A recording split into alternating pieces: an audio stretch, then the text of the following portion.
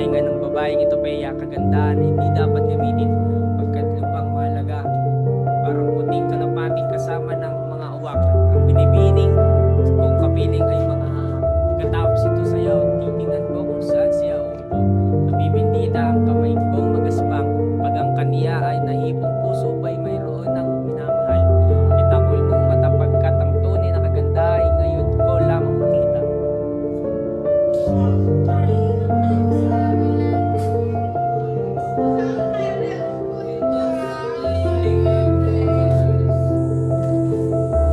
Ito sa tinig ay marahil isang muntagi. Bakit naparito ang aliping itong mukha hindi mapinta? Upang kutyain lamang ang ating pagsasaya. Sa ngalan ng lipi at tangal ng aking angkan, ang patayin siya ay hindi masasabing kasalanan. Bakit pamangkin ko? Anong ipinagpuputok? Iyo, ito'y isang kaaway na isang muntagi. Isang buhong na dahil sa galit na parito. Upang libakin ang kasayahang ito. Siya ba ang batang si Romeo? Siya nga, sinong buhong. Kasiyahan ka, pinsan ko. Pabayaan siya. Parang maginoong tunay ang mga kilos niya. Dahil sa taglay na dangal at kilos niyang sakdal buti. Kahit ibayad sa akin ang yaman ng bayan, hindi ko siya sisirahin sa aking tahanan. Kaunting tiyaga, huwag mo siyang pansinin. Pag panauhin ng isang buhong ay ang kapiyan, hindi ko siya mapapagtyagaan. Pagtitiyagaan siya. Bakit iho? Ganiyan ang sabi ko. Alis ka dyan. Ako ba ang Panginoong dito o ikaw? Alis ka dyan. Nais mong sumikat? Nais mo na ikaw ang masunod? Pag ang pasensya ay pinilit kong humigil sa galit na pag-ayaw, nanginginig sa tagisan ng lahat ng mga laman. Ako'y aalis subalit sa ganitong panlimasok na iwaring matamis na magiging mapait na lubos.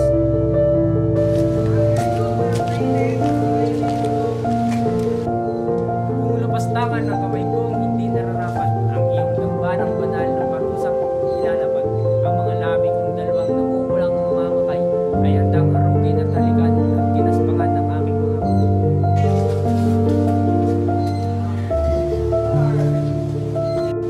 Mabait na mamaka, ikaw ay nagkakasala sa kamay mong mabuting kilos. Ang nakikita ang mga santo ay may kamay na inipo ng may pakay at ang pagdadag o balat ay para halikang banal. Kung gayon, santa ko bayaan gawin ang labi ang gawain ng pangkamay, sila ay dumadalangin upang ang paniniwala ay hindi mamamatay. Salang buhat ng labi ko ay malambing na iyong binabanggit ang salang ko ay muling ibalik.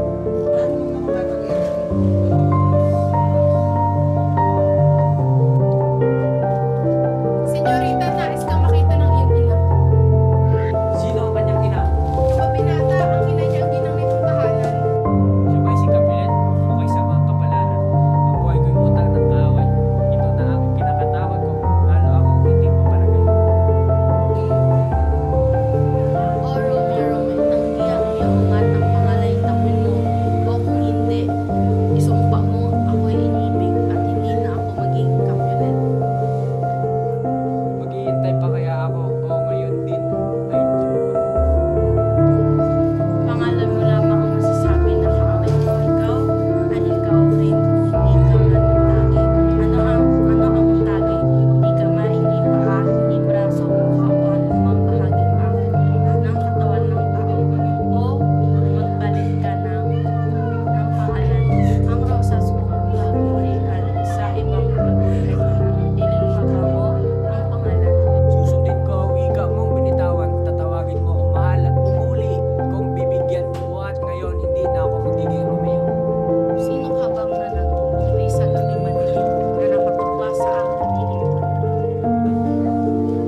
Pagkat hindi ko alam kung paano ipakilala yaring pagkatauhan, ang ngalan ko santang mahaling kinang susuyaan ko pagkat yao'y isang kaaway mo kung sulat yun ay unitin ko.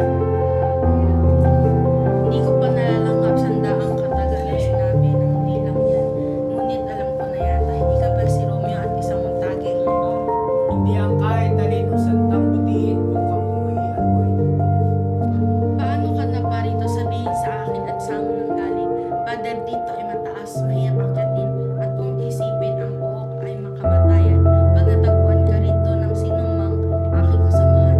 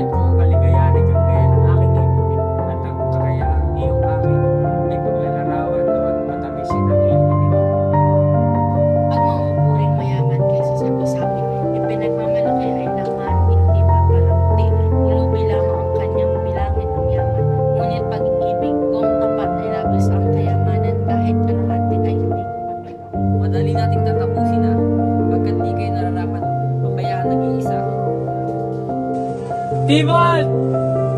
Mercutio!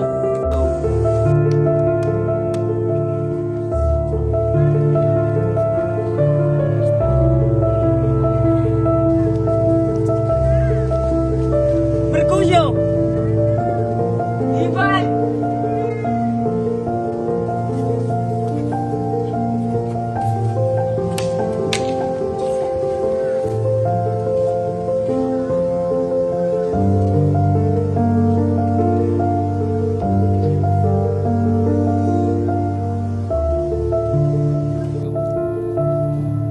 Si Tybalt ay nahulog kay Romeo ang kamay. Si Romeo ang nagsabi sa kanyang malumana na walang kwenta ang pagtatalunan. Itong lahat, sinabi niya ng buong mahinahon.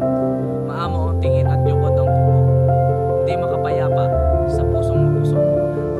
Tybalt nabingi si Payapang Panawag. Umulos ng armas sa dibdib ni Mercusyong matapang. Sa galit ay lumaban, armas sa armas, at parang isang sundalo'y tinapik ng isang kamay niya ang kamatayang malamig. Sakay pinalik na kalawang kamay kay Tybalt.